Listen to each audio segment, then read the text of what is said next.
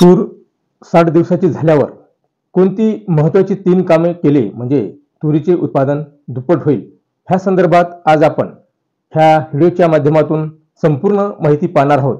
त्यासाठी व्हिडिओ नक्की शेवटपर्यंत पहा आणि STR ॲग्रीकोच YouTube चॅनलवर जर नवीन असाल तर चॅनलला सबस्क्राइब करून शेजारील बेल आयकॉनला प्रेस करून ऑलवर क्लिक करून घ्या, जेणेकरून असेच नवनवीन माहिती आपण STR ॲग्रीकोच YouTube चॅनलच्या माध्यमातून देत असतो। कृषी मित्रांनो नमस्कार, मी सखाराम राठोड। मागील 1.5 ते 2 महिन्यापासून व्हिडिओ टाकण्यात आलेले नव्हते।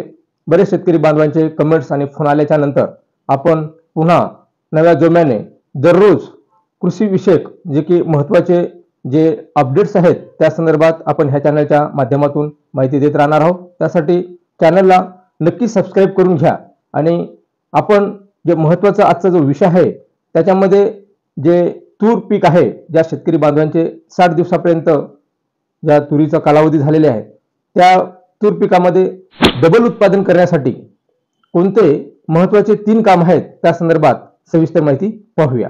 तर त्यामध्ये जे सगळ्यात महत्त्वाचे जे काम आहे, आता तसं पाहिलं तर आपण तूर या पिकाची जर पार्श्वभूमी पाहिली तर कडधान्यामध्ये तुरीला अत्यंत जास्त प्रमाणात महत्त्व असून हे डाळवर्गीय दैनंदिन जीवनामध्ये डाळीसाठी वापर केला जातो।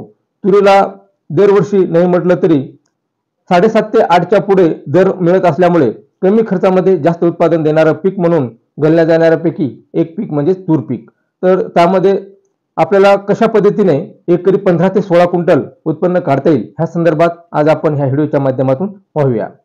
मागील एक ते 2 आठवड्यापासून सतत पाऊस असल्यामुळे बरेच शेतकरी बांधवांना आता त्याच्यामध्ये पाण्याचं प्रमाण जास्त असल्यामुळे कुठे तुरीला मररोग झालेले आहे, तसंच बरेच शेतकरी बांधवांना दुसरा डोस देण्यासाठी अडथळा निर्माण होत आहे। अशा परिस्थितीमध्ये आपण तुरीला कशा पद्धतीने नियोजन करणार आहोत ते सुद्धा आपण शेवटी टिप्स देणार आहोत। तर कृषी मित्रांनो सर्वात प्रथम जे काम करायचे आपल्याला तुरीमध्ये शेंडे खुळणीमुळे कमीत कमी 25 ते 30% उत्पादनात वाढ होते। हे सगळ्यात आधी आपण लागवड केल्याच्या नंतर 30 ते 35 दिवसाच्या नंतर जर तुरीचा वरील जे वेणी जो शेंडा आहे त्याला जर खोडलं तर निश्चित त्याला जास्तीचे फुटवे फुटून एका झाडाला कमीत कमी पहिल्या शेंडा खोडणीमुळे 18 ते 20 फुटवे फुटतात। हे पहिल्या लागवडीच्या नंतर 35 ते 40 दिवसामध्ये शेंडा खोडणं गरजेचे आहे। त्याच्यानंतरची जी खोडणी आहे त्याच्यामध्ये जर आपण शेंडा खोडणी केली तर 50 ते 60 पर्यंत शेंडे किंवा फुटवे हे वाढत असतात। त्याच्यामध्ये 25-30% उत्पादन वाढण्याचे चान्सेस जास्त असल्यामुळे प्रत्येक जे तूर उत्पादक शेतकरी आहे यानं शेंडे खोडणी करणं खूप गरजेचे आहे।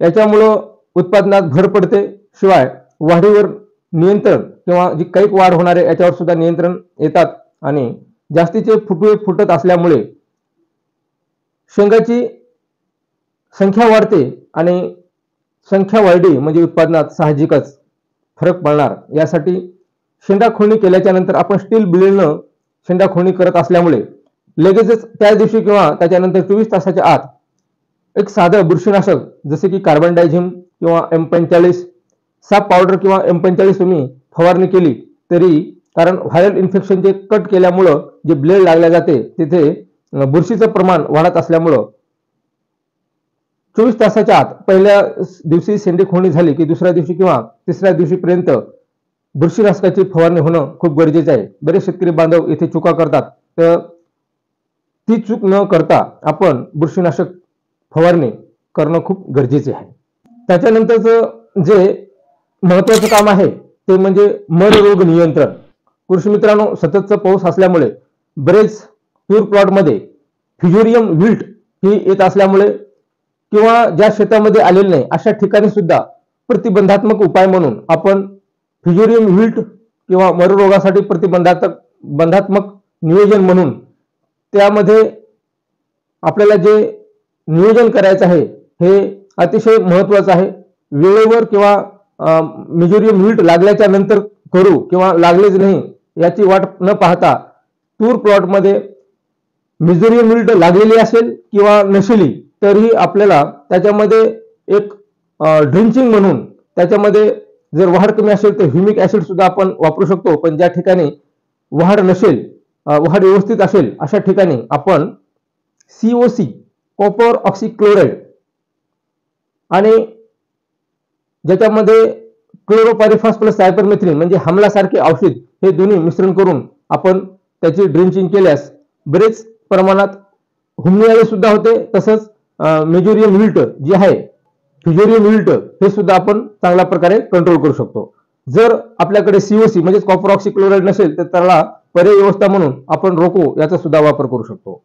सर्वप्रथम आपणास हे माहीत असणं गरजेचं आहे की आपलं जे 55-60 दिवसाचा तुरीचा प्लॉट आहे याच्यामध्ये जे सुरुवातीला खताचे डोसेस दिलेले त्याच्यामध्ये जास्त प्रमाणात युरियाचा वापर करायचा नाही. 20-0-13 सारखे किंवा DAP सारखे खतं आपण तुरीला देणं गरजेचे आहे. त्याचबरोबर मर रोगासाठी जे फ्युजेरियम विल्ट आहे हे अतिशय घातक असल्यामुळे त्याला कॉपर ऑक्सिक्लोराइड COC अधिक हमला म्हणजेच क्लोरो प्लस सायपर जे कंटेन्स आहे याचा वापर करू शकतो. वाढ कमी असेल किंवा वाढ कमी असल्यामुळं आपण त्याच्यामध्ये ह्युमिक ऍसिडचा वापर केला तरी चालेल. त्याच्यानंतरचं जे महत्वाचं जे मुद्दा आहे ते म्हणजे प्रत्येक झाडाला कमीत कमी 1 ग्लास पाणी जाईल अशा हिशोबाने ड्रिंचिंग करणं गरजेचे आहे. आपण 1 एकरसाठी 200 लिटर पाण्यामध्ये हे द्रावण तयार करायचे आहे. तर त्यासाठी आपल्याला जे COC आहे म्हणजे कॉपर ऑक्सिक्लोराइड हे 500 ग्राम घ्यायचे आहे आणि 500 ml हमला म्हणजे क्लोरो प्लस सायपर आपल्याला 500 ml घेऊन 200 लिटर पाण्याचं एक ड्रम मध्ये द्रावण तयार करून प्रत्येकी झाडामध्ये 1 ग्लास पाणी जाईल अशा हिशोबाने आपल्याला ड्रिंचिंग करणं गरजेचं आहे. याच्यामुळे हुमणी आळी तसेच फ्युजेरियम विल्ट याला नियंत्रण आणता येणार आहे. त्याच्यानंतर अतिशय महत्वाचं जे नियोजन आहे ते म्हणजे खत व्यवस्थापन किंवा जे तिसरं काम करायचं आहे ते म्हणजे खत व्यवस्थापन. दुसऱ्या डोस मध्ये तुरीला जे आपण दुसरा डोस देणार आहे त्याच्यामध्ये शक्यतो नत्रयुक्त खते टाळा, कारण तूर ही मुळाला स्वतः गाठी असल्यामुळे हे हवेतील नत्र स्थिरीकरण करते आणि स्वतःला वाढीसाठी पाहिजे त्या प्रमाणामध्ये हवेतील नत्र स्थिरीकरण करून ते तूर पिकामध्ये मुळ्याच्या गाठी असल्यामुळे हवेतील नत्र स्थिरीकरण करून स्वतः फोटोसायंथेसिस किंवा वाढीसाठी जे महत्वाचे जे घटक आहे हे स्वतः तयार करत असल्यामुळे तुरीला जास्त नत्रयुक्त खते दुसऱ्या डोस मध्ये टाळायला पाहिजे. शक्यतो आपण तूर पिकाला दुसऱ्या डोस मध्ये DAP किंवा 10-26-26 हे पुरेसा ठरू शकतो, कारण DAP मुळे 18-46 जे कंटेन्स आहे याच्यामध्ये 18% नत्र सुद्धा आहे, तसंच 46% स्फुरद आहे. तर स्फुरद हे झाडाला मजबूती देणे तसेच फुलकळी काढणे आणि सेटिंग फुल संख्या आणि त्या फळाची सेटिंग करणं याचं काम करते. तर त्यासाठी आपण DAPचा वापर केल्यास अतिशय फायद्याचं ठरते.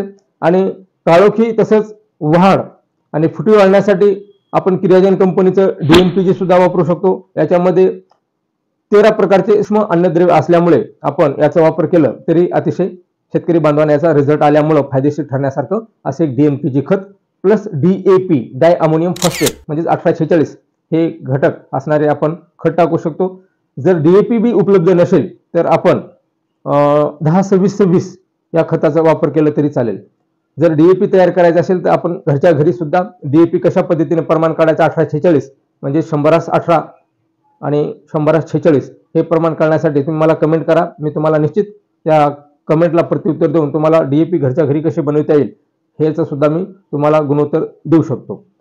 तर कृषी मित्रांनो, अशा पद्धतीने आपण जर तूर पिकामध्ये हे महत्वाचे जर 3 काम केले निश्चितच एकरी 15 ते 16 क्विंटल पर्यंत ॲव्हरेज आपल्याला मिळू शकतो. आता याच्यामध्ये बरेच तुरीचे काही अर्ली व्हरायटी असते तर ते 50-60-70 दिवसामध्ये त्याला फुलं आणि शेंगा दिसायला लागतात, आणि काही लॉंग ड्युरेशनच्या ज्या व्हरायटी आहेत दीर्घ कालावधीच्या यांना 90-100 दिवसाच्या नंतर फुलं हे दिसायला लागतात. त्यामुळं फुलं अवस्थेमध्ये खताचा जे डोस आहे हे अतिशय महत्त्वाचं, तसंच त्यांना वेळेवर स्प्रे करणं अशा पद्धतीने जर आपण नियोजन केलं तर निश्चित तुरीचं उत्पादन हे भरघोस भेटू शकते.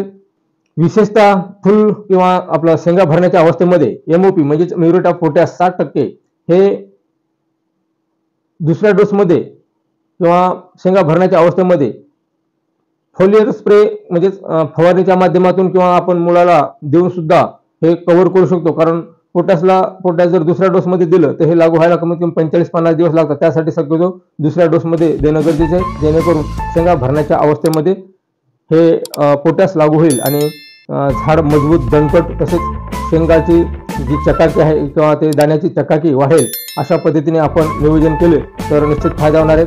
कृषी मित्रांनो, व्हिडिओ कसा वाटला हे नक्की कमेंट बॉक्सला कमेंट करून कळवा आणि व्हिडिओ आवडला असेल तर लाईक तसेच इतर शेतकरी बांधवांना सुद्धा शेअर करा, जेणेकरून त्यांना सुद्धा फायदा होईल. व्हिडिओ शेवटपर्यंत पाहिल्याबद्दल धन्यवाद. जय हिंद, जय महाराष्ट्र, जय जवान, जय किसान.